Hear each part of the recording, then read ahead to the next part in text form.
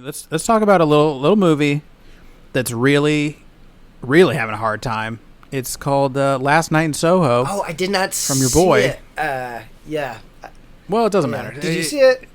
Edgar. Well, your $15 are not going to save this movie. Man, is it not doing but well? no one's going to see damn, it. It is not. I feel guilty because I've been saying for the last 3 days that I wanted to go out to see it, but that's a shame because you'd think Anna now his children won't eat.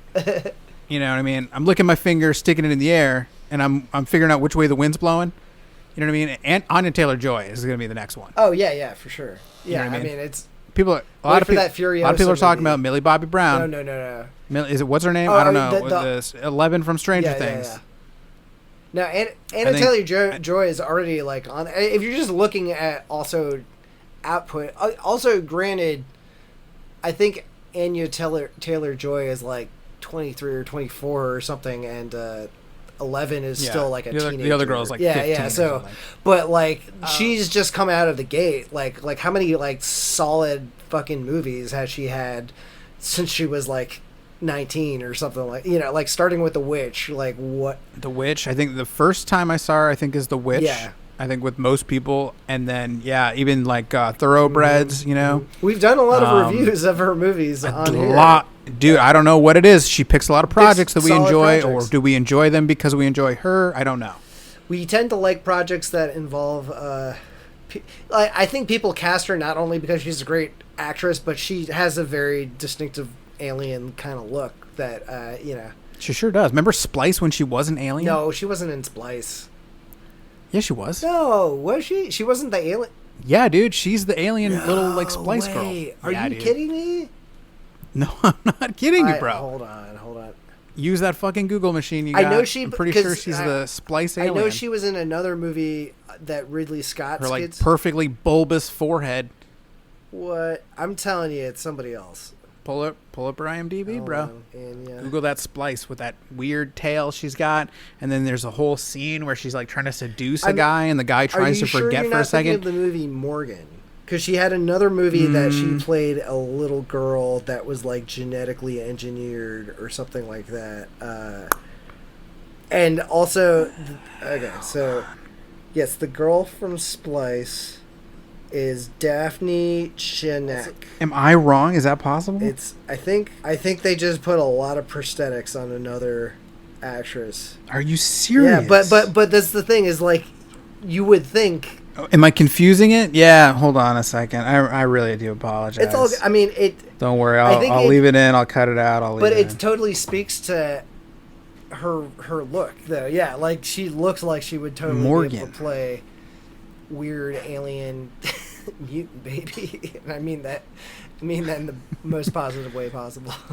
You're right, dude. Yep.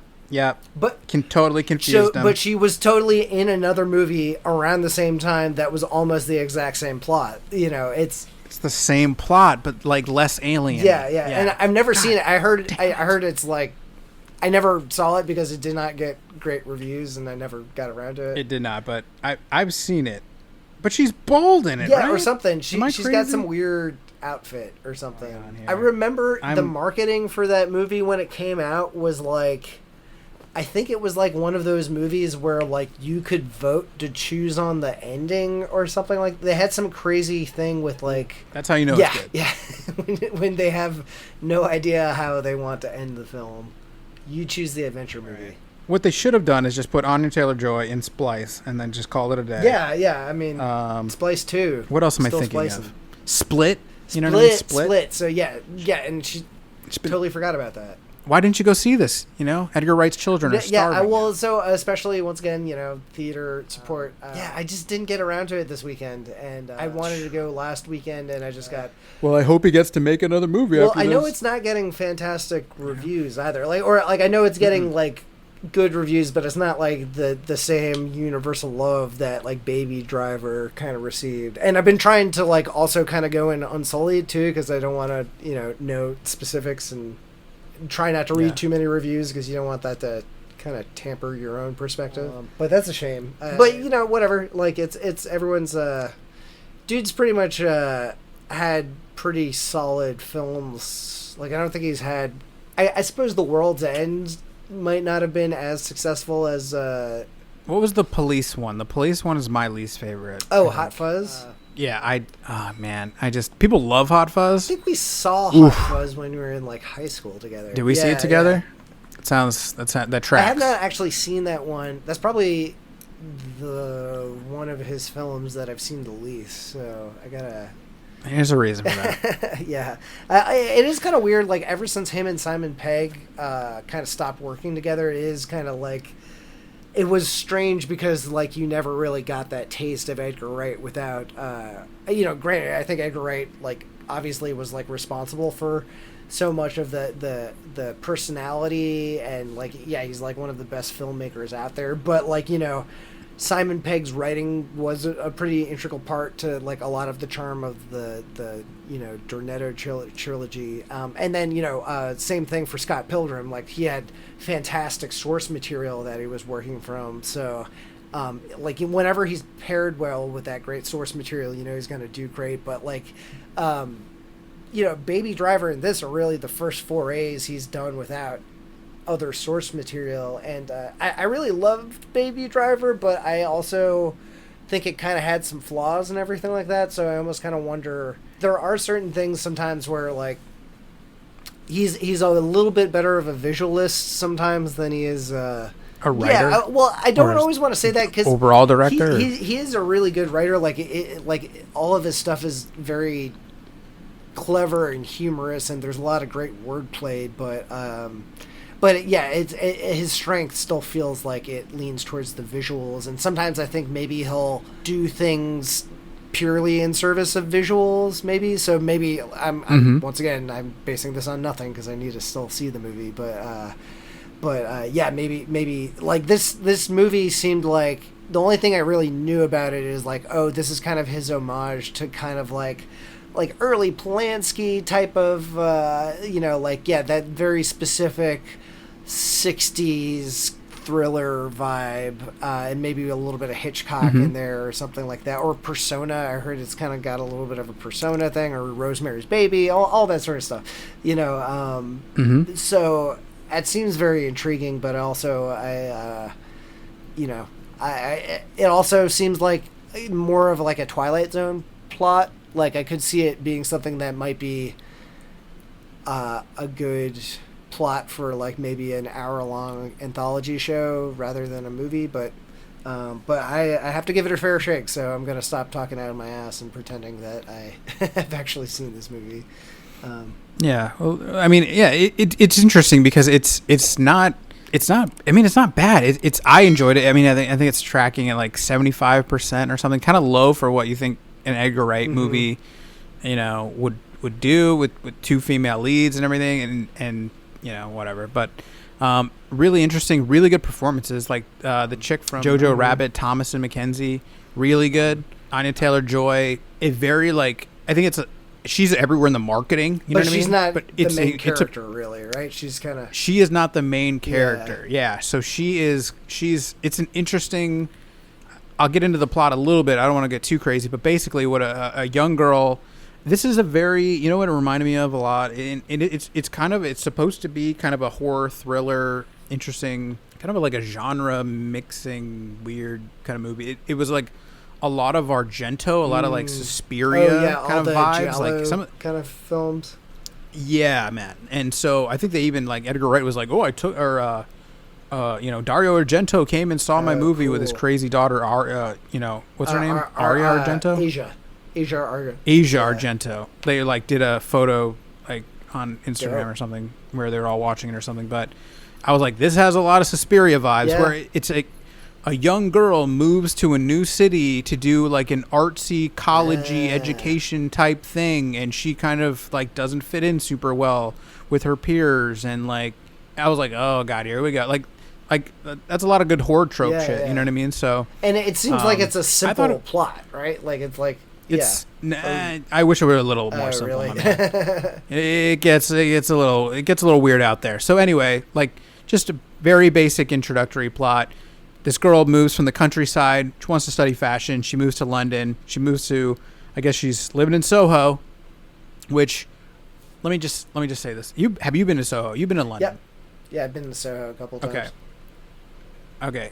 I went for like a week, couple years ago, and I stayed in Soho, and I don't know why you would have any sort of college student. That's like saying like my college is Times Square, New York. You know what I mean? Like what the fuck? Like that doesn't make any sense. So you know what I mean? It's like a weird like setting and neighborhood or whatever. I don't know. But anyway, we're led to believe this college girl is living in this incredibly expensive neighborhood. She doesn't like her roommates at her college dorm, which is preposterous to think that she would even be in a dorm room setting in this insane neighborhood. You How know what much I mean? is Be like rent Chelsea. there? Or something. Yeah. Oh, and then she's like, "Well, I don't like my roommate, so like I'm gonna go get an apartment." So she finds like an apartment, and she's like, "Oh, I don't really have a job, but like I can afford it." And I'm like, "What kind of insanity?" You immediately lose me. is with this? Yeah, I'm like, lady, you know, I lived in New York. Like I lived, you know what I mean? Like I'm in California. Like I've been to London. Like you know what I mean? Like it's hard to believe this girl, you know, college student without a job, an 18-year-old chick from the country is like, oh, how much is it? It's 400 shekels a month or whatever. You know what I mean? I don't know what they're doing over there with the, you know, the Queen's, how many shekels or pounds sterling or whatever they got going on over there. I can't remember that goofy money. Yeah. I just try to use cards everywhere, but I've never been so obnoxiously, insanely drunk probably as I've been in London. And then trying to figure out money when you're wasted in London is I remember the trying craziest. to buy, so London, you racist piece of shit city. I mean, I was with my black friend trying to get a cab, couldn't get a cab. It's Halloween. No one will pick us up. It's the middle of the night. We're in London. No cab will pick us up because I'm with my presumably, you know what I mean, giant black friend, and we won't get picked up. So we're trying to we're drunk. We're trying to use the coinage to buy like a metro tube pass or some nonsense, trying to get back to the W Hotel where we were staying. It's like this insane hotel. But yeah, you know what I mean? Good times in Soho. It's just it's a weird thing. I mean, you know, I know there's those insanely weird colleges like Fashion Institute of New York. How the fuck anyone would afford that there unless you have like super rich parents? Do they go into that? Is she like on a scholarship? No, she doesn't. Or something? She has she's like living with her grandma. Okay. You know what I mean? So like anyway, I don't want to nitpick, but like, you know, so she moves into this apartment room and starts having visions where she's like, I go to sleep and then I wake up and then I leave my room and then I'm transported back into the 60s as this girl. And it's confusing at times because in some circumstances she is Anya Taylor-Joy. It's like she's wearing an avatar where she's transported and she's acting out as Anya Taylor-Joy. And then there's other moments where she's removed and she's a bystander and she's watching Anya Taylor-Joy. And so it's kind of confusing as it goes back and forth of like, are you Anya Taylor-Joy right now or not? And then she goes out. Yeah. Like, what am I? Are you controlling what's happening? Are you reliving things? You know what I mean? So that's kind of the plot. The plot is just kind of her. She romanticizes this time of, you know, 1960s London and the music and all that great stuff.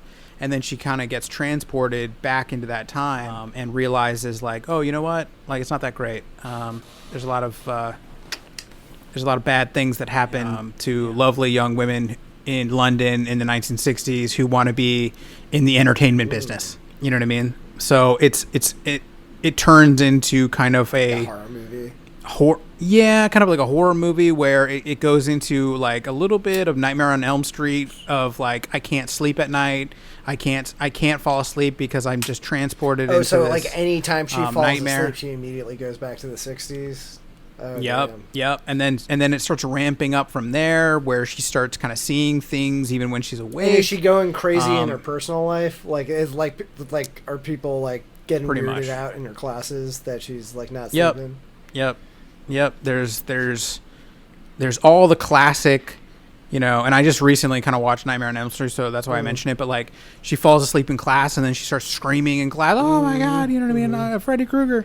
Like, they do all the same things that you've seen a million times in other horror movies with teenagers and stuff like that. You know, what's the matter? No one believes you. Oh, you're just tired. Oh, you're stressed out. Oh, you're sick. You need to relax. And then, like, you know, it just, I don't know, it just ramps up from there. So, I mean, like, I've heard some of the same complaints. Like, so they use certain, I mean, he uses some weird kind of ghostly imaging and horror elements that really come off as weird and lame and like overused. There's some cool plot twists and turns and things like that. But yeah, it's weird. I think it overall, it's a satisfying kind of ending and conclusion. You're like, wow, that's an interesting take on kind of how it all works and everything. But yeah, I think you can kind of understand why maybe people aren't enjoying it or going out to see it, or they don't know what to make of it, or they don't know that it was like, I don't know how movie marketing works, because I would think it's if you're an Anya Taylor-Joy fan, this is your movie, my man. Go out and yeah. Well, I know they released something that was like essentially like a music video commercial for the movie where it was just her singing. Like, it was like a 4-minute video of her singing in the club. So I think they are trying to lean on it. But yeah, I also definitely get the impression that the marketers didn't know what to make of it. And it might...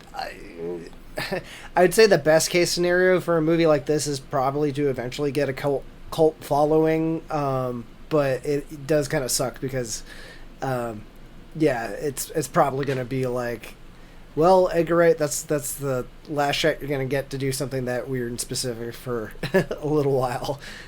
And it's weird because I think he's like, I was reading, he came up with this idea originally in like 2007 or something. Oh, wow. So like he's known like what he kind of wanted to do, and then he worked on it. I think it's 2016 he was working on it.